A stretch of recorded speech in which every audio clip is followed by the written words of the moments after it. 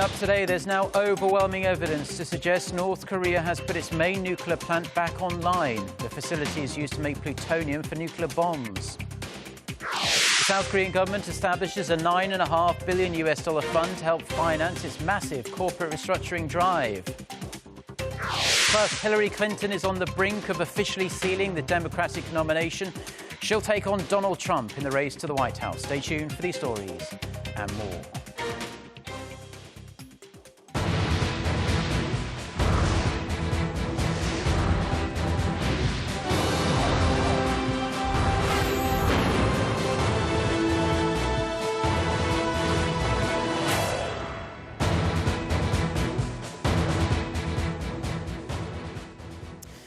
Hello, it's noon on Wednesday, the 8th of June. You're tuned in to our midday newscast here on Arirang TV. Thank you for joining us. I'm Mark Broom.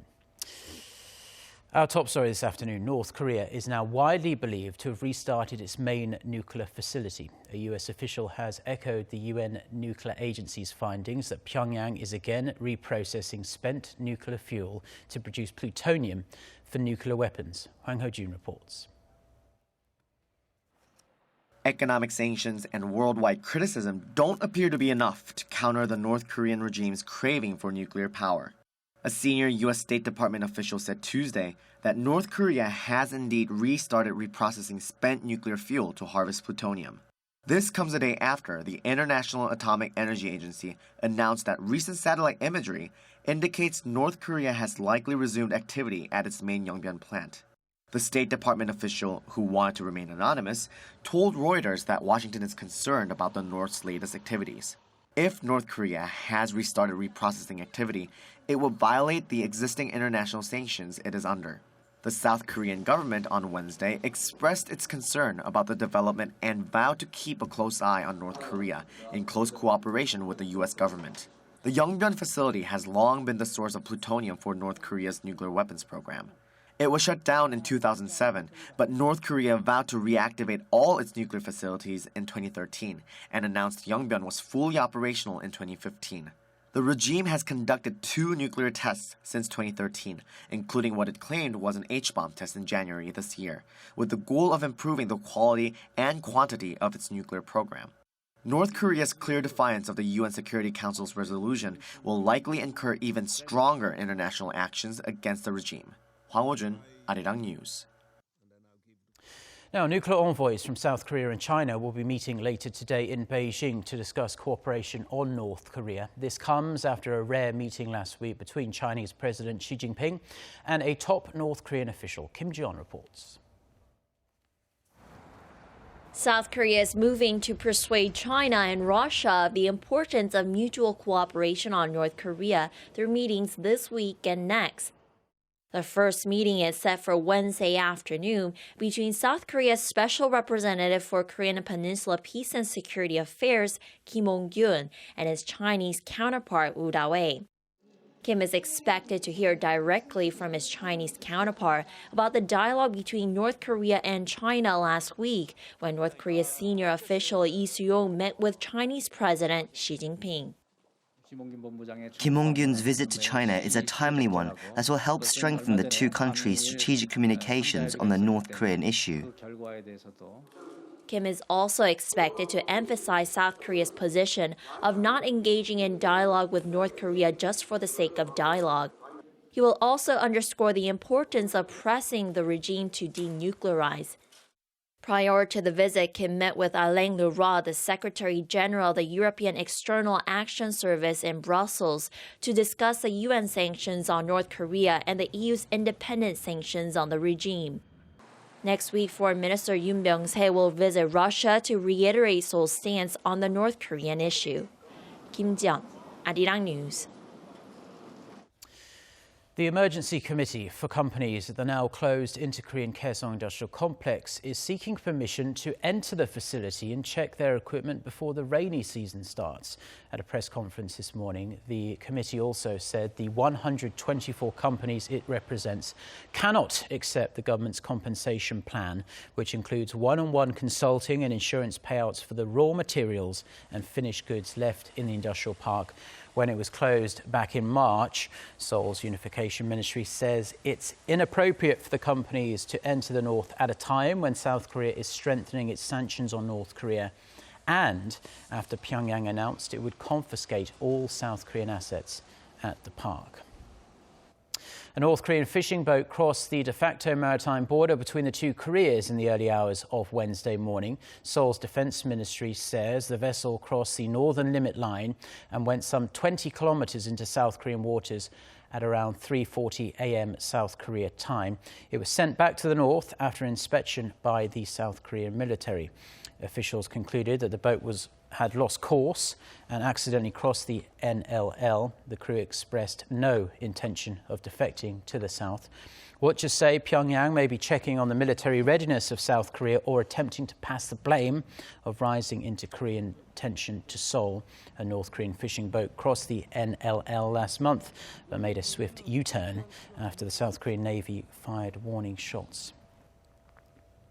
President Park Geunhye has carried out a partial reshuffle of her senior presidential aides and vice ministers to better assist her with the administration's policy directions. Her special advisor for politics, Kim Jae-won, will now serve as senior secretary for political affairs. The two-term lawmaker, who also served as vice floor leader for the ruling Saenuri Party, is tasked with improving communication between the parliament and the top office.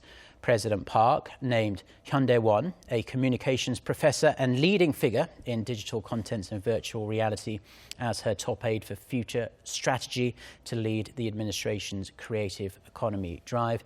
Kim Yong-sung, currently in charge of the government's education reform initiatives, is the new senior secretary for education and culture. President Park appointed her current unification secretary, Kim Hyung-sok, as the new Vice Minister for Unification. She also replaced the Vice Ministers at the Agriculture and Environment Ministries. Staying with domestic politics, there's been a breakthrough in the days-long deadlock over the National Assembly Speaker post. Speaking to reporters at the Assembly this morning, the ruling Saenuri Party's floor leader, Jung Jin-sok, said his party had dropped its pursuit of the coveted Speaker position. However, he stressed that, in return, the ruling party should be given the chairman posts of the House Steering and Judiciary Committees. Jung added that he plans to meet with his counterparts from the opposition parties soon. The ruling Saenuri Party and the main opposition Minju Party of Korea, which has one more seat than the ruling party in the newly formed assembly, had been at loggerheads over which party should take the speaker post. Now, big economic news. The Korean government has laid out the details of its corporate restructuring drive, including how it will support state-run banks that are likely to be saddled with huge amounts of debt in the process. Hwang Jae has the details. Both the Korean government and the central bank will contribute to the establishment of a fund worth around $9.5 billion, with the goal of expanding the capital base of state banks. The fund will provide loans for both the Korea Development Bank and Korea Exim Bank. The government said Wednesday that supporting the state banks is necessary to offset any potential instability triggered by the process of overhauling the country's ailing industries. The amount is far larger than what the government has estimated will be needed during the corporate restructuring process. The government expects the restructuring drive to cost an estimated $4 to $7 billion. It added that not all of the funds will be injected immediately and that the loans will be provided upon request by the banks. In addition to addressing the issue of funding, the government also plans to set up a new regular ministerial meeting to monitor how the restructuring plan is proceeding. Finance Minister Yoo Il-ho also emphasized that the shipbuilding and shipping industries should be the ones who are most responsible for the losses incurred in the restructuring process. Hwang Jae, Arirang News. The World Bank has cut its 2016 global growth outlook, citing low commodity prices and weak demand in advanced economies. It said the global economy will grow 2.4% this year, down from 2.9% estimated back in January. According to the World Bank's latest Global Economic Prospects report, commodity exporting emerging markets have struggled to adapt to lower prices for oil, metals and other commodities, accounting for 40% of the downward revision. Commodity importing emerging market countries are faring better, but the World Bank pointed out the benefits of lower energy and other goods have been slow to materialize.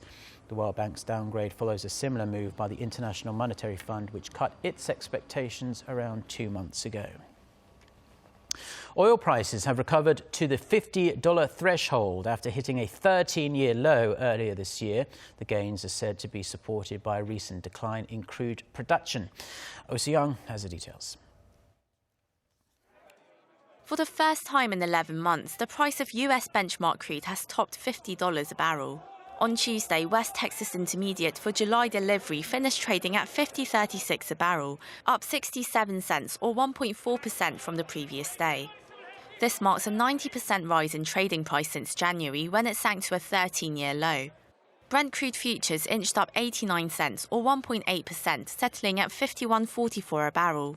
The gains come ahead of a weekly stockpile report by the US Energy Information Administration that's expected to show that inventories of US crude declined for 3 weeks in a row. Production in the US is estimated to be 8% lower than last year's high. Also, supply outages in Nigeria and Canada helped push up prices past the threshold. Experts are now asking whether oil prices are on a solid upward trend. The US AEI last week maintained its forecast that while demand in developing countries will steadily grow, global oil supplies will continue to dwindle this year, down 800,000 barrels a day to roughly 8.6 million barrels a day. And production is forecast to slip further in 2017, hitting 8.2 million barrels a day. But some other experts say a supply shortage is unlikely. With the recent OPEC meeting having failed to produce a collective cap on crude production, oil-producing countries may increase their output, especially with Iran's growing output posing a threat to their market shares. There's also speculation that with prices breaching $50, there could be a revival of shale drilling activity, which would stabilise declining oil production in the US. Oh Soo-young, Arirang News. Now, it's going to be an epic battle of Clinton versus Trump in the race for the White House, because Hillary Clinton, who won in the New Jersey primary, now has enough delegates to become the Democratic Party's presumptive presidential nominee. For more details, we are joined by Eun Shin on the line in our news centre. Eun Shin gives the details. Hey, Mark, it's definitely a huge night for Hillary Clinton. Even though she had amassed enough delegates to give her the nomination just a day ago, her big win in New Jersey has pushed her pledged delegates lead far ahead, giving her the nomination even before the polls closed in California. The Californian primary is no doubt the biggest prize of the night for the Democratic candidates, with more than 500 delegates up for grabs. We all know Hillary Clinton's rival, Vermont Senator Bernie Sanders, had hopes of a victory in California, so we'll have to wait for those results. And he has made it clear that he has no intention of dropping out of the race. Other states are also voting today: New Mexico, North Dakota, South Dakota, and Montana. Donald Trump, the Republican Party's sole nominee, can expect big wins in all of them. Back to you, Mark. Thank you very much, Eun Shin, for that report. We'll have all the latest updates as those results come in from those Democratic primaries throughout the day. Now, the South Korean government has called on China to take stronger measures to crack down on Chinese fishing boats illegally operating in South Korean waters. The Foreign Ministry's statement on Wednesday comes as unauthorized Chinese boats have been repeatedly cited for depleting maritime resources near the northern limit line that separates the two Koreas. Two Chinese fishing vessels were seized near the NLL just last Sunday. The number of illegal Chinese fishing boats has doubled in the past 2 years, recording an average of 300 a day. In 2015, Chinese officials claim that they have been cracking down on illegal fishing activities, but face some unspecified difficulties. Korea is expected to call on China to discuss the issue next month at working-level consultations on fisheries cooperation in Seoul. The Korean Navy and the Coast Guard are conducting a military drill to defend Korea's easternmost island of Dokdo. Participating in the exercise are around 10 warships, as well as Lynx anti-submarine helicopters and P-3C maritime surveillance aircraft. Now, the drills may send a strong message to Japan, which continues to make false claims to the islets. with the latest efforts coming through its high school textbooks and diplomatic blue book. Korean officials say Tokyo's claims are false and the exercise has nothing to do with diplomacy. The Dokdo defense drill has been carried out twice a year since 1986. The Navy and Coast Guard will train to block forces from approaching the island and send them away from the area.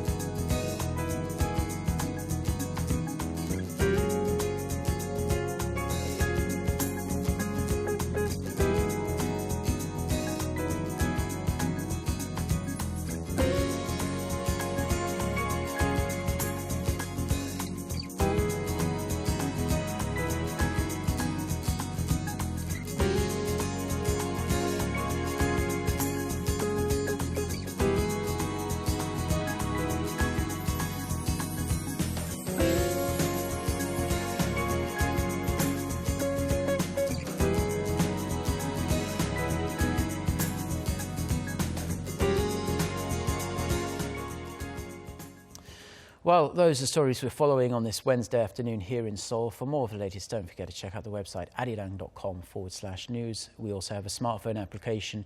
You can find it by searching for Arirang TV in the usual places. Our next scheduled bulletin is coming up at 3 p.m. Korea time. Have a great day. Goodbye.